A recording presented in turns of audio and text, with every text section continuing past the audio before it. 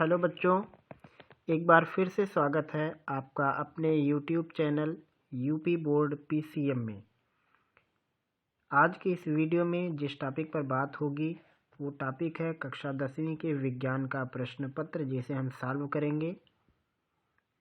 Code है 824 BM, वर्ष 2019 के लिए चौथा सेट है। इससे पहले भी हमने कई वर्षों के सेटों को सॉल्व किया है, आप उसको प्लेलिस्ट के जरिए देख सकते हैं।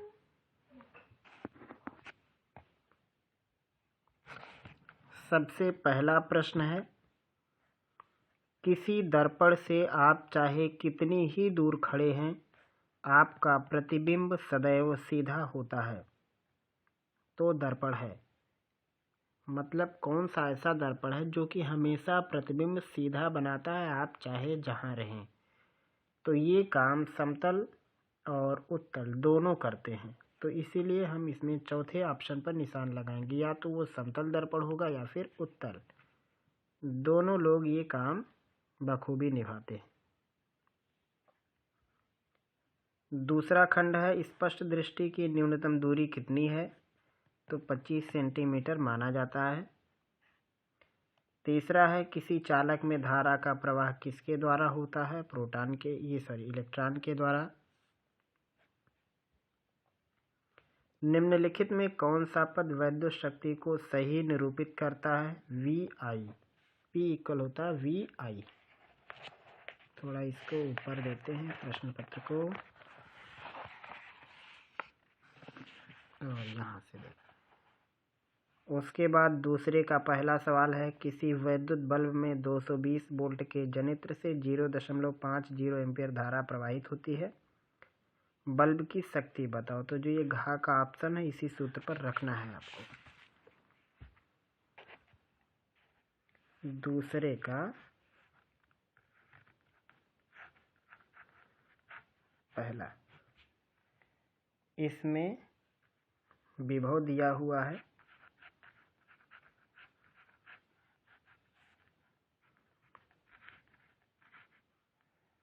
220 वोल्ट, और धारा की वैल्यू दी गई है इसमें 0.50 एम्पियर। तो इसमें कहा गया है वैद्युत शक्ति।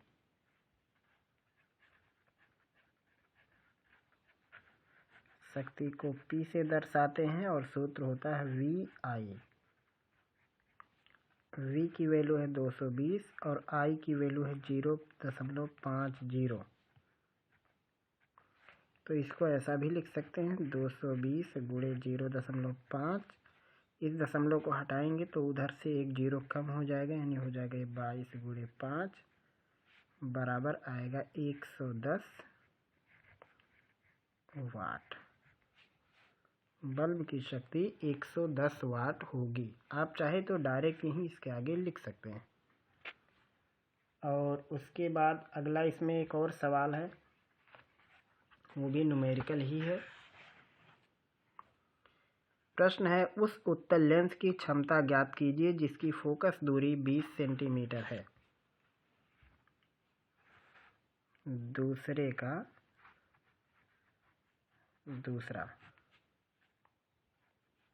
फोकस दूरी F दिया हुआ है 20 सेंटीमीटर। अब चूंकि लेंस उत्तल है इसलिए चिन्ह प्लस में ही रहेगा, और निकालनी है क्षमता P।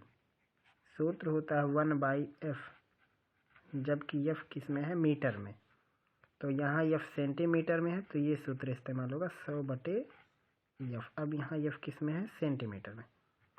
तो सूत्र हो जाएगा 100 में, और नीचे F की वैल्यू 20 बराबर आएगा 5 डायोप्टर, यानी लेंस की क्षमता हो जाएगी 5 डायोप्टर। और उसके बाद अगला सवाल है तीसरा, इसमें कहा है स्नेल का अपवर्तन का नियम लिखो। तो यहाँ पे लिख दे रहे हैं हम, हेडिंग डाल देंगे स्नेल का अपवर्तन का नियम।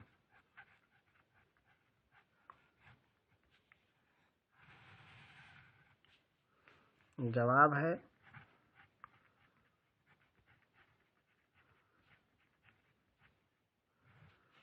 जब प्रकाश की किरण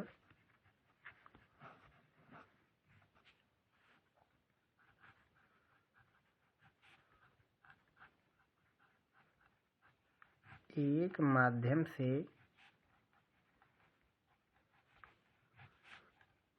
दूसरे माध्यम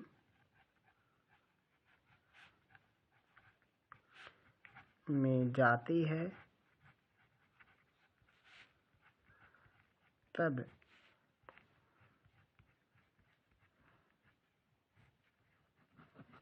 आपतन कोण की ज्या को हम साइन भी लिखते हैं, और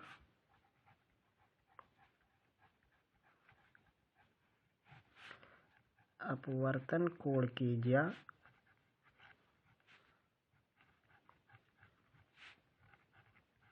का अनुपात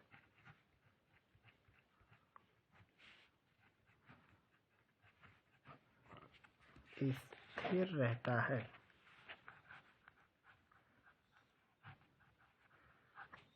ये नियम है। यहाँ पे हम सूत्र लिख देते हैं, sine I by sine R equal N, जहाँ आई आपतन कोण है और आर अपवर्तन कोण है। ये हो गया दूसरे के तीसरे खंड का जवाब। और उसके बाद अगला सवाल हम आपको दिखाते हैं, फिर आगे हल करते हैं। अगला सवाल है तीसरे का पहला, स्पष्ट कीजिए कि तारे क्यों टिमटिमाते हैं। तो ये पीछे की कई सीटों में लगातार आया हुआ है और साथ में इस पर एक सेपरेट वीडियो भी है, तो हम इस प्रश्न को इसमें छोड़ देते हैं। उसके बाद अगला है, किसी प्रिज्म द्वारा श्वेत प्रकाश के विक्षेपण का स्पष्ट रेखाचित्र बनाइए। एक रंग के लिए आपतन व विचलन कोण को निरूपित कीजिए। तो इसमें दो चित्र बनाना है। थोड़ा सा आगे इसको ले लेते हैं।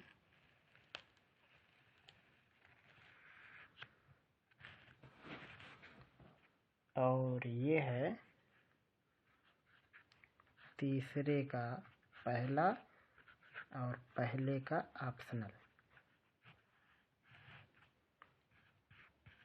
इसमें प्रिज्म द्वारा श्वेत प्रकाश के रंगों का विक्षेपण दिखाना है।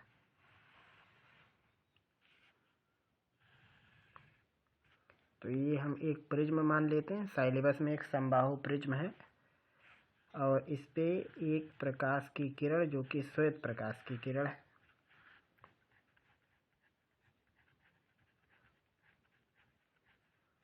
इस पे आपतित होती है, तो तुरंत एक अभिलंब खींचना पड़ेगा और यहाँ से प्रकाश की किरण अंदर जाएगी, पैरेलल हो जाएगी। वैसे तो पैरेलल नहीं होती है, लेकिन आपके सिलेबस में जो दिया है उसके अकॉर्डिंग जो भी बनाना है तो आपको इसके पैरेलल लेना है। फिर यहाँ एक अभिलंब रहेगा और उसके बाद ऐसे ही आपको बनाना है 7 रंगों को। आप चाहे तो यहाँ से बनाना शुरू कर सकते हैं, यहीं से, कि ये यहीं से आगे विचलित होते हैं। ऐसे आपको 7 किरणें बनानी है।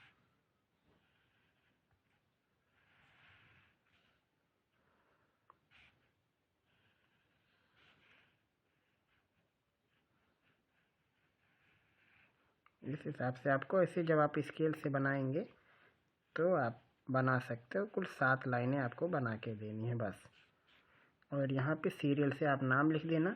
एक स्क्रीन ऐसे बना सकते हो आप, इसके ऊपर लिख देना पर्दा है यानी स्क्रीन।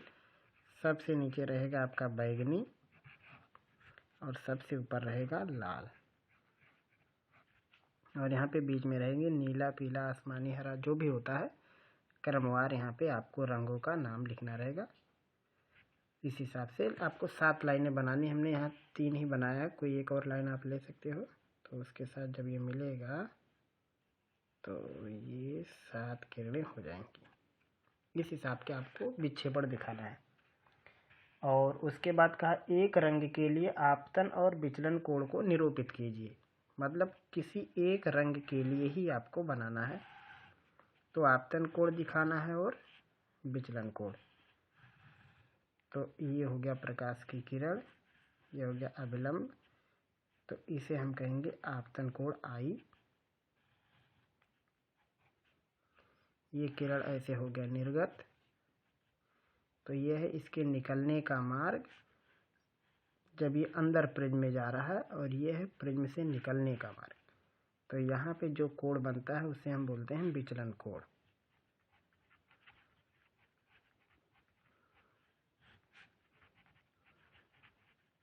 और ये जो है ये है आपतन कोण। तो केवल इसमें चित्र बनाना है, बाकी कुछ लिखना नहीं है इसमें। तो ये हुआ इस सवाल का जवाब। अगला सवाल है तीसरे का दूसरा खंड।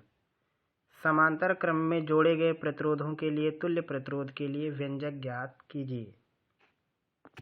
तो इस सवाल को हल करने के लिए सबसे पहले चित्र बनाएंगे। तीसरे का दूसरा है ये। तो समांतर क्रम में हम 3 प्रतिरोध को ले लेते हैं, वैसे आप जितना मर्जी उतना बना सकते हैं।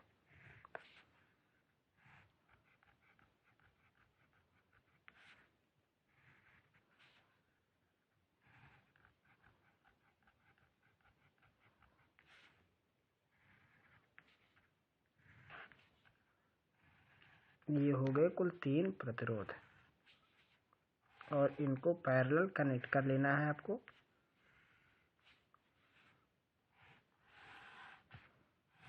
और यहाँ पे कोई एक वोल्टेज बना देना है, सेल से या बैटरी से इसको जोड़ देना है बस। यहाँ पे V वोल्ट मान लेते हैं। इससे निकलने वाली करंट I, कुल 3 ब्रांच में करंट बटेगा, एक में I1, एक में I2, एक में I3। रेजिस्टेंस का नाम R1, R2 और R3।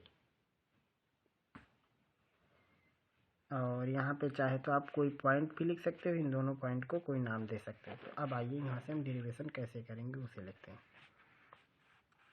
तो लिखते हैं माना 3 प्रतिरोध R1, R2, R3 हैं, जो कि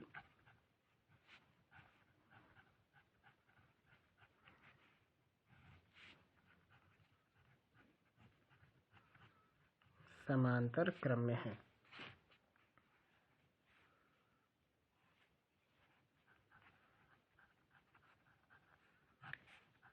प्रत्येक प्रतिरोध में प्रवाहित धारा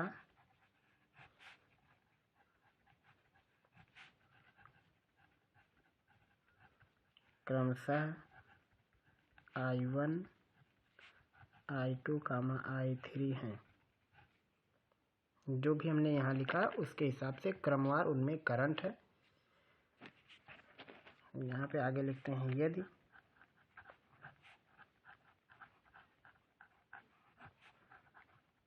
तुल्य प्रतिरोध R है और कुल धारा I है, तब I बराबर होगा I1 plus I2 plus I3। I की जगह पे लिख सकते हैं कुल वोल्टेज बटे कुल रेजिस्टेंस। I1 की जगह पे कुल वोल्टेज बटे उसकी वैल्यू, क्योंकि पैरेलल कनेक्शन में हर एक में वोल्टेज बराबर होता है। आप देखोगे ये वाले प्रतिरोध का सिरा उसी से जुड़ा है, सबका सिरा उसी सेम चीज़ से कनेक्ट है, तो सब पे सेम वोल्टेज रहेगा।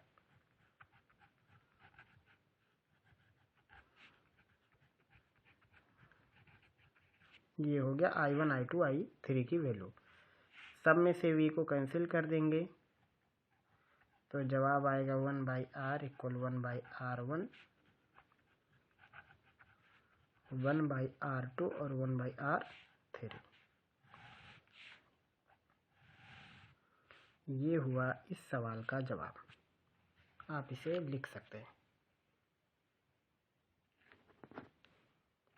अगला सवाल है, किसी तांबे के तार का व्यास 0.5 mm और प्रतिरोधकता 1.6 × 10⁸ ओम मीटर है। 10 ओम प्रतिरोध बनाने के लिए कितने लंबे तार की आवश्यकता होगी? यदि इस तार का व्यास 2 गुना कर दें तो प्रतिरोध में क्या अंतर आएगा? तो सबसे पहले जो हमें पता है हम उनको लिखेंगे। इसको करते हैं साइड, और सवाल है तीसरे का दूसरा और उसका अथवा।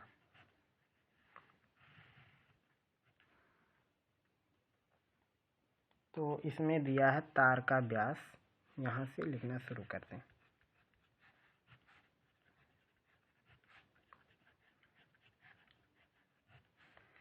तार का व्यास दिया है 0.5 mm। तो सबसे पहले इसे बनाना पड़ेगा मीटर में, क्योंकि सारी वैल्यू मीटर में होनी चाहिए। तो mm को मीटर में कन्वर्ट करने के लिए 10⁻³ की घात से गुणा कर देते हैं। अब ये हो गया मीटर, लेकिन ये व्यास हुआ इसलिए त्रिज्या लिखेंगे। त्रिज्या r, तो इसका आधा हो जाएगा 0.25, 10⁻³ की घात, ये हो गया मीटर। अब जो प्रतिरोध होता है वो निकालना है अगर, तो क्षेत्रफल की जरूरत पड़ती है, तो लिखेंगे इसलिए क्षेत्रफल, संकेत है कैपिटल A और सूत्र है πr²। यहाँ पाई का मतलब 3.14 और r का मतलब पहले से दिया है 0.25 का, 0.25 का वर्ग कर देते हैं और आगे लिख देते हैं 10⁻6, क्योंकि ऋण 3 का वर्ग करेंगे ऋण 6 आएगा। तो ये हो गया 3.14 और इसका वर्ग करेंगे तो आएगा 0.0625 गुणे 10⁻6। तो इसका गुणा करने पर आपको मिलेगा, आपको इसको बहुत ईमानदारी से गुणा भाग करना है ऐसे सवालों का। तो आएगा 0.19625 गुणे 10⁻6 मीटर स्क्वायर। अब सवाल में दिया है प्रतिरोधकता, तो उसको भी लिख देते हैं। प्रतिरोधकता इसको रो से लिखते हैं और वैल्यू दिया हुआ सवाल में 1.6 गुणे 10⁸8 ओम मीटर। निकालना है प्रतिरोध, नहीं इसमें प्रतिरोध भी दिया, प्रतिरोधकता तो दिया है, प्रतिरोध भी दिया है,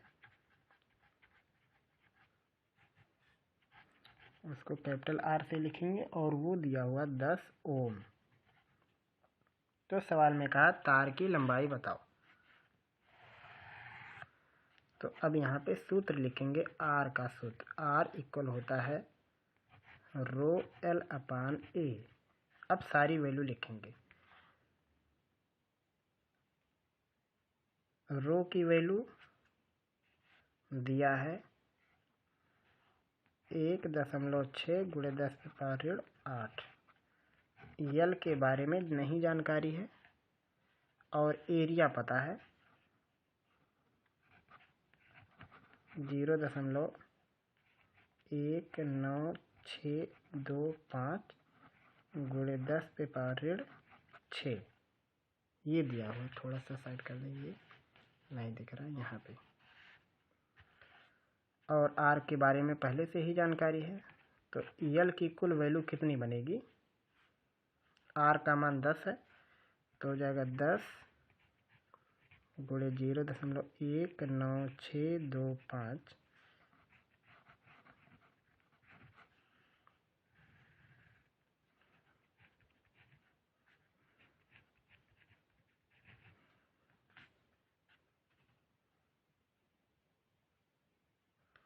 ये यहाँ पे हमने गलत कर दिया, 1.9625 है, 0.19625 ये नहीं रहेगा। तो अब इसको अगर सॉल्व करेंगे तो यहाँ पे बनेगा ये 1.9625 गुणे 10⁻6 और नीचे आएगा 1.6 गुणे 10⁻8। तो ये ऋण 8 ऊपर जाके हो जाएगा धन 8, 8 में से 6 घटाएंगे तो 2 आएगा, तो ये हो जाएगा 1.9625 गुणे 10⁻2 और नीचे बचेगा 1.6।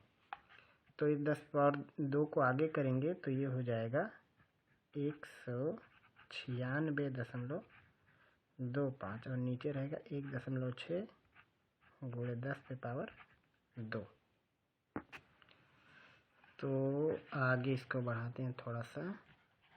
इसको अगर डिवाइड करेंगे तो डिवाइड करने पे आएगा 122.625 गुणे 10⁻2,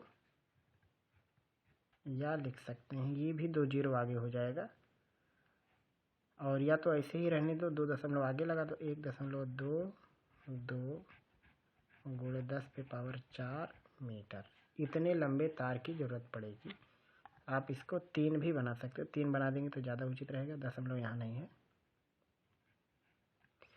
1.23 गुणे 10⁻4 मीटर, इतने लंबे तार की ज़रूरत पड़ेगी। इसी सवाल में कहा है इस तार का व्यास 2 गुना कर दें तो प्रतिरोध में क्या अंतर आएगा। तार का व्यास अगर डबल कर देंगे तो प्रतिरोध में क्या अंतर आएगा। तो उसके लिए आपको सूत्र लिखना पड़ेगा कि R1/R2 equal L1/L2 into A2/A1। तो उस बुनियाद पर आपको इस सवाल को हल करना पड़ेगा। तो इस सवाल के आगे का पार्ट अगर आप लगाएंगे जिसमें कहा है यदि तार के व्यास को 2 गुना कर दें तो प्रतिरोध में क्या अंतर आ जाएगा, वो पूछा है इसमें कि जब तार के व्यास को हम डबल कर देंगे तो आपको ये सूत्र लगाना पड़ेगा R1/R2 इक्वल L1/L2 और A2/A1। ये सूत्र का इस्तेमाल हो जाएगा जब हम ये व्यास को डबल करेंगे, उस समय की बात है। तो लंबाई वही रखनी है आपको, तो ये तो L1/L2 ख़त्म हो जाएगा इस सवाल के अकॉर्डिंग लिखेंगे, क्योंकि L1 और L2 समान आपको रखना। दूसरे वाले केस में लंबाई नहीं बदली गई है, केवल व्यास के साथ छेड़खानी हुई है। तो यहाँ से ये हो जाएगा R1/R2 इक्वल A2/A1। अब A2 क्या है, व्यास को डबल कर देना है। पहले वाले का व्यास था 0.5 mm और अब की बार व्यास हो जाएगा उसका डबल। यहाँ पे लिख देते हैं, पहले जो इन्होंने व्यास दिया था वो था 0.5 mm और बाद वाला जो व्यास हो जाएगा उसका डबल यानी 1 mm हो जाएगा। ये इन्होंने पहले दे कर रखा। तब एरिया का जो सूत्र होता है πr², तो इसको लिखेंगे πr2 का स्क्वायर और इसको लिखेंगे πr1 का स्क्वायर। पाई से पाई कैंसिल हो जाएगा, इसको लिखेंगे R2/R1 का स्क्वायर, या इसको लिख सकते हो R1/R2। R2 में 2 से गुणा करेंगे तो ये व्यास हो जाएगा, ये भी व्यास हो जाएगा, तो इसको लिख सकते हैं D2/D1, इसका स्क्वायर हो जाएगा। अब D2 की वैल्यू है 1 और D1 की वैल्यू है आधा।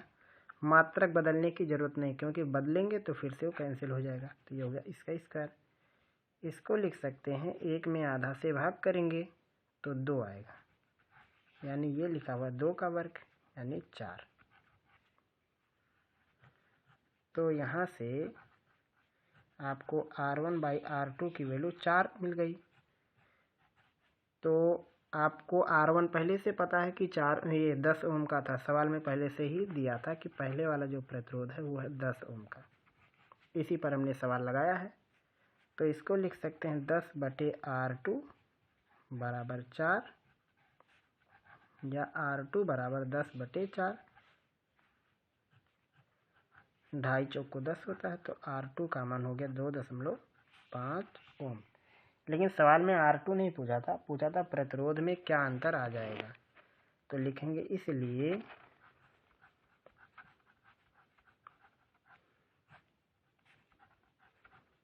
प्रतिरोध में अंतर, पहले जो प्रतिरोध दिया था वो दिया था 10 ओम, बाद वाला आया 2.5 ओम, घटाएंगे तो आएगा 7.5 ओम। ये हो जाएगा इस सवाल का जवाब। तो इसमें 2 खंड दिया था, एक दिया था कि कितने लंबे तार की जरूरत पड़ेगी, जो कि हमने इससे पहले लगाया है, और एक पूछा था कि प्रतिरोध में क्या अंतर आएगा, वो ये है। तो आप इसको लिख सकते हैं। अगला सवाल है चौथा, वैद्युत चुम्बकीय प्रेरण से संबंधित टॉपिक से कट गया है, और उसके बाद इसका एक ऑप्शनल है जिसको लगाना है। तो सबसे पहले आइए हम चित्र बनाते हैं इसका।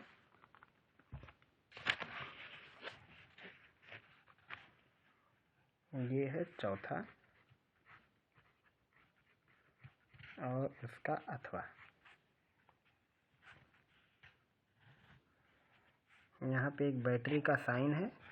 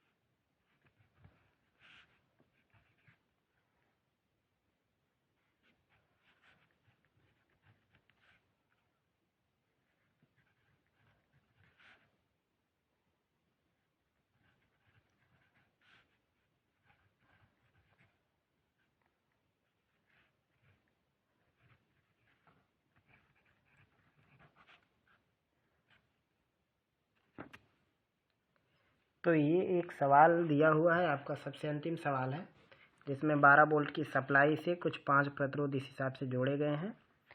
तो इसमें 3 चीज़ निकालना है। सबसे पहले आपको निकालना है तुल्य प्रतिरोध,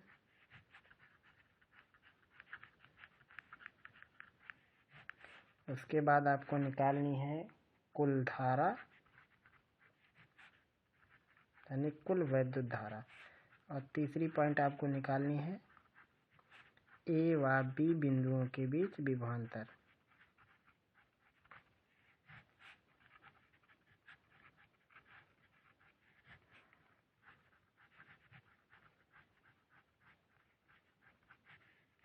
ये 3 टॉपिक है जिसे आपको सॉल्व करना। तो सबसे पहले हम यहाँ पे निकालेंगे कुल प्रतिरोध। यहाँ पे हम नाम दे देते हैं R1, R2, R3, R4 और ये है R5। तो यहाँ पे 1 2 3 ये समांतर क्रम में है, तो सबसे पहले इनको हल करेंगे। R1, R2, R3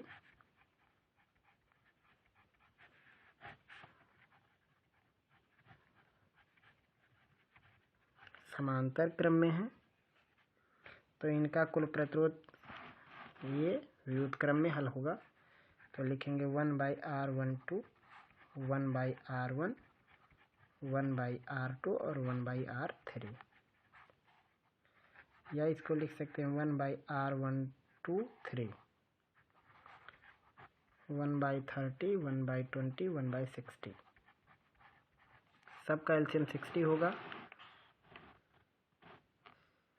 तो जवाब क्या बनेगा, नीचे 60, यहाँ 2, यहाँ 3, यहाँ 1, 2 3 5 1 6, 6 से 60 में भाग करेंगे 1/10 आएगा, यानी R123 की वैल्यू आई 10 ओम।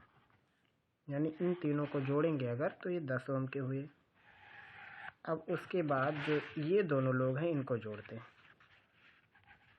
तो ये R4 और R5 ये भी समांतर क्रम में है,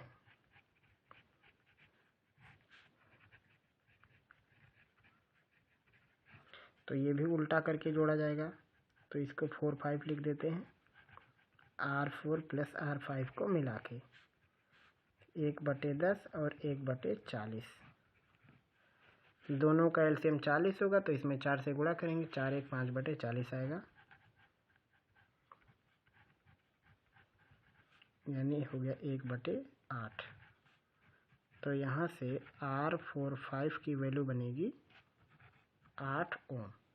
तो R123 और R45 दोनों वैल्यू निकल गया, ये 10 आया है और वो 8 आया। अब ये दोनों सीरीज में, तो लिखेंगे इसलिए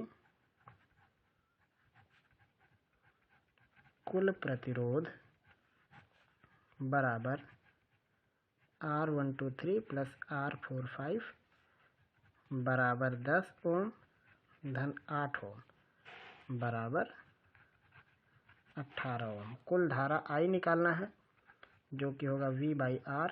तो कुल वोल्टेज है 12, यहाँ पे देख सकते हैं, और कुल R का मान आया 18।